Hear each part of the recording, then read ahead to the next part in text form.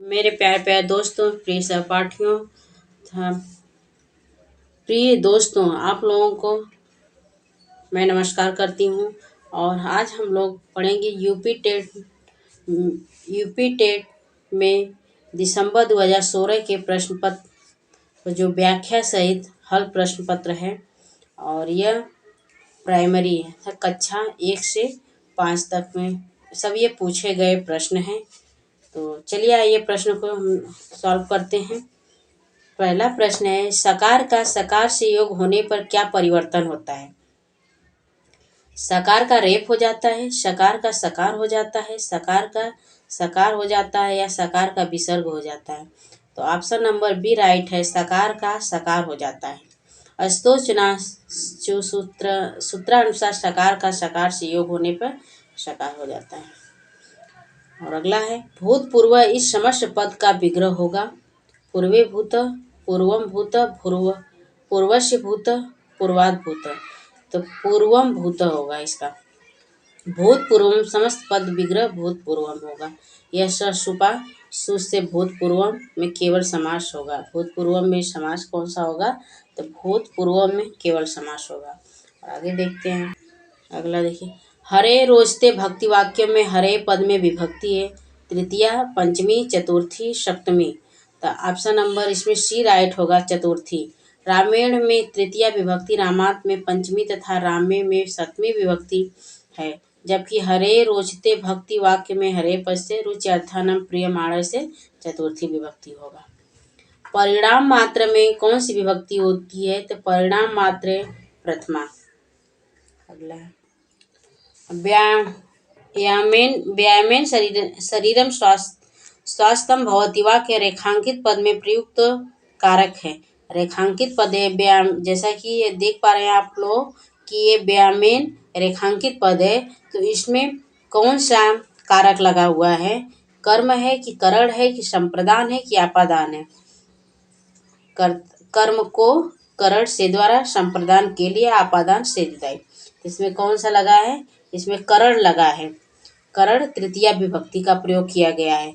व्यायामेन शरीरम स्वास्थ्यम भवति वाक्य रेखांकित वाक्य व्यायामेन में करण कारक का प्रयोग किया गया है।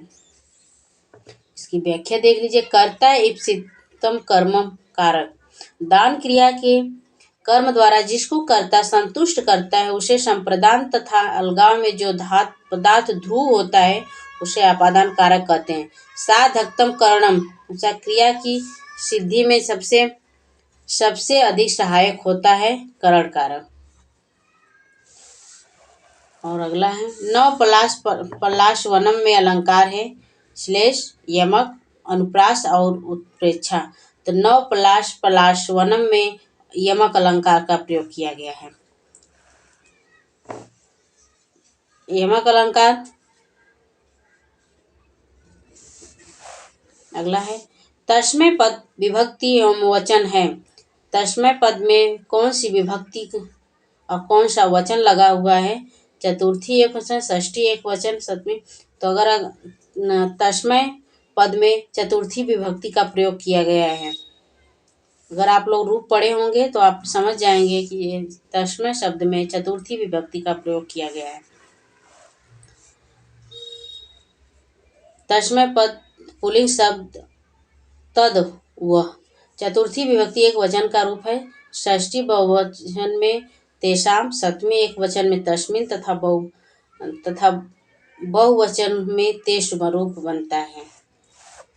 अकथितम च सूत्र के अंतर्गत कितनी द्विकर्मक धातुएं आती हैं? तो अकथितम च के अंतर्गत 16 द्विकर्मक धातुएं आती हैं, जिसका नाम है दु, यच, पच, दंड, रुद्धि, पृच्छ, जी, ब्रू, शास, जी, मथ, मूषाम। तो ये देख लीजिए व्याख्या। अकथितम च सूत्र के अंतर्गत 16 द्विकर्मक धातुएं हैं। ये धातुएं हैं नीचे निम्न दिया है।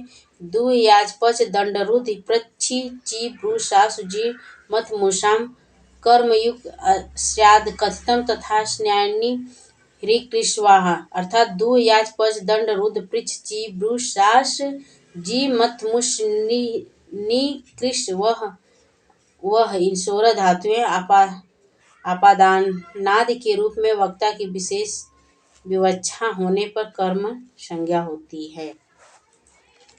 और अगला प्रश्न है, सम्प्रति वायु प्रदूषणस्य दूरीकरणाय नगरे उद्यानम आवश्यकम वाक्यम में अव्यय पद है। दूरीकरणाय नगरे आवश्यकम सम्प्रति, तो सम्प्रति वायु प्रदूषणस्य दूरीकरणाय नगरे उद्यानम में अव्यय पद सम्प्रति है। अव्यय पद को मैं एक वीडियो बनाई हूँ, उसमें बताई हूँ। और अव्यय पद को ऐसा पद होता है कि जिसमें कोई भी परिवर्तन नहीं किया जा सकता है, उसे ही अव्यय कहते हैं। तो इसमें सम्प्रति अव्यय है। और जानी ही ज्ञा धातु का रूप होता है लट लकार प्रथम पुरुष एक वचन में, लंग लकार प्रथम पुरुष एक वचन में, लोट लकार मध्यम पुरुष एक वचन में, लिट लकार उत्तम पुरुष एक वचन में। तो लोट लकार मध्यम पुरुष एक वचन में। क्या धातु का लट लकार प्रथम पुरुष एक वचन में, जानात लंग लकार प्रथम पुरुष एक वचन में, अजानात लिट लकार उत्तम पुरुष एक वचन में ज्ञास्यामी रूप बनता है, जबकि जानी ही लोट लकार मध्यम पुरुष एक वचन में बनता है। क्रिया में वर्तमान कालिक निरंतरता द्योतित करने के लिए प्रयुक्त होने वाला प्रत्यय है त्वा तुमुन त सत्री।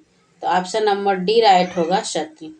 प्रत्यय पूर्वकालिक क्रिया तुमुन प्रत्यय भविष्यकालिक क्रिया तथा प्रत्यय भूतकालिक क्रिया को द्योतित करने के लिए प्रयुक्त होता है, जबकि सत्र प्रत्यय वर्तमान कालिक निरंतरता द्योतित करने वाला प्रत्यय है।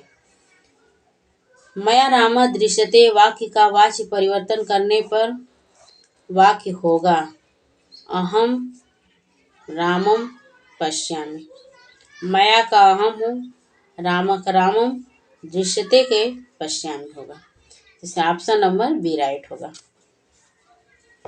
करें कि मया राम दृश्यते, यह हुआ कि कर्मवाच्य में है, क्योंकि कर्मवाच्य में कर्ता तृतीया विभक्ति तथा कर्म प्रथमा विभक्ति में होता है। और अगला देखिए, मैं मुख से बोलता हूँ वाक्य का अनुवाद होगा अहम मुखम वदामि, अहम मुखम वदति, अहम मुखेन वदिष्यामि, अहम मुखेन वदामि। तो इसमें ऑप्शन नंबर डी राइट होगा। अहम मुख से तो तृतीया विभक्ति का प्रयोग किया जाएगा, तो अहम मुखेन वदामि अर्थात मुख से बोलता हूँ। करें कि मैं मुख से बोलता हूँ वाक्य संस्कृत में अनुवाद अहम मुखे वदामि होगा, क्योंकि अनुवाद का नियम है कि जिस वचन का कर्ता होगा उसी वचन की क्रिया भी होगी।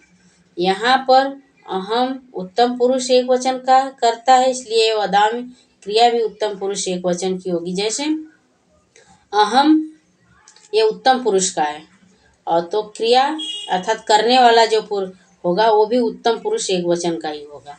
तो अहम मुखेन वदामि, मैं मुख से बोलता हूँ। अगला प्रश्न है, संस्कृत काव्य शिक्षण का उद्देश्य नहीं है छात्रों को रसानुभूत कराना, गति यति लय एवं भाव के अनुसार श्लोक पाठ करने की क्षमता का विकास करना, शब्द भंडार में वृद्धि करना। तो संस्कृत काव्य शिक्षण का उद्देश्य नहीं है। संस्कृत काव्य शिक्षण, संस्कृत में जो काव्य होते कविताएं कही जाती हैं उनका उद्देश्य शब्द भंडार में वृद्धि करना नहीं होता है। बाकी रसानुभूति कराना होता है, गति यति लय एवं भाव के अनुसार श्लोक पाठ करने की क्षमता का विकास करना होता है, और कविता के उद्दत भावों का विकास करना होता है, लेकिन शब्द भंडार में वृद्धि करना नहीं होता है। इसलिए ऑप्शन नंबर सी राइट होगा। अगला प्रश्न देखिए। अगला प्रश्न है, गद्य शिक्षण में किसका विशेष महत्व नहीं है? अनुकरण वाचन का, विचार विश्लेषण का, काठिन्य निवारण का, लय युक्त सस्वर वाचन का। करें गद्य शिक्षण में, गद्य मतलब कहानी, कहानी के शिक्षण में कहानी पढ़ने के समय किसका मतलब विशेष महत्व नहीं है? तो अनुकरण वाचन अर्थात देखकर उसको पढ़ना, उसको दोहराना, विचार विश्लेषण करना, उसको पढ़ने के बाद अपने विचार को बढ़ाना अर्थात सोचना, काठिन्य निवारण अर्थात जो हमें पढ़ने में समझ नहीं आया है उसको दोबारा समझना तथा किसी से पूछना, ये इसकी काठिन्यता को दूर करना। लेकिन ल युक्त सस्वर वाचन से गद्य शिक्षण में नहीं आएगा, क्यों? ल युक्त सस्वर वाचन पद शिक्षण में आता है, इसलिए ऑप्शन नंबर डी राइट होगा। नहीं पूछा है इसलिए ऑप्शन नंबर डी राइट हो जाएगा। श्लोक की एक एक पद अर्थ स्पष्ट करते जाना किस प्रणाली का द्योतक है? व्याख्या प्रणाली का, तुलना प्रणाली का, समीक्षा प्रणाली का, गीत एवं नाट्य प्रणाली का। तो श्लोक की एक एक अर्थ की व्याख्या करते जाना, यह अर्थ स्पष्ट करते जाना, यह व्याख्या प्रणाली का द्योतक है।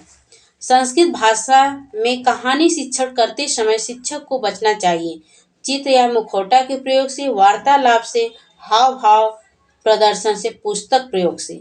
तो संस्कृत में कहानी शिक्षण करते समय पुस्तक के प्रयोग से बचना चाहिए।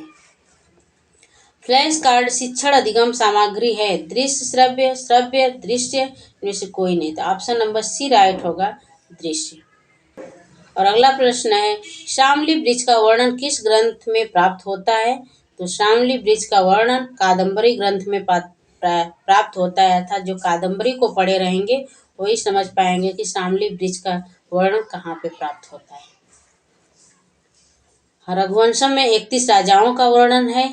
भारवी द्वारा किरातार्जुनीयम भारवी द्वारा रचित है और इसमें कौरवों पर विजय प्राप्ति के लिए अर्जुन की हिमालय पर्वत पर तपस्या करना, शिव से युद्ध, पाशुपत अस्त्र की प्राप्ति का वर्णन है। तथा शिवराज विजय अंबिका दत्त व्यास द्वारा रचित है, इसमें शिवाजी का वर्णन है। जबकि शामली वृक्ष का वर्णन कादम्बरी में प्राप्त होता है, जिसके रचनाकार बाणभट्ट जी हैं। कादम्बरी के उपजीव्य ग्रंथ गुणाढ़ की बृहद कथा है। देखिए, रघुवंशम कालिदास, शिवराज विजयम अंबिका दत्त व्यास, किरातार्जुनीयम भारवी, कादम्बरी बाणभट्ट।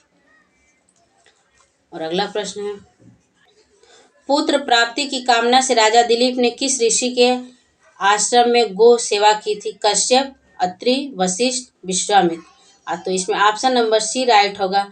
राजा दिलीप और उनकी पत्नी सुदक्षिणा के पुत्र प्राप्ति की कामना से ऋषि वशिष्ठ के आश्रम में नंदिनी गाय की सेवा की थी, जबकि काश्यप शकुंतला के पालक पिता और अत्रि दुर्वासा ऋषि के पिता हैं। दुर्वासा ऋषि के पिता का क्या नाम था? अत्रि। जो दुर्वासा ऋषि शकुंतला को श्राप दिए थे वही दुर्वासा ऋषि हैं। विश्वामित्र राम को अस्त्र शस्त्र की शिक्षा देने वाले, अर्थात राम के गुरु का नाम विश्वामित्र था।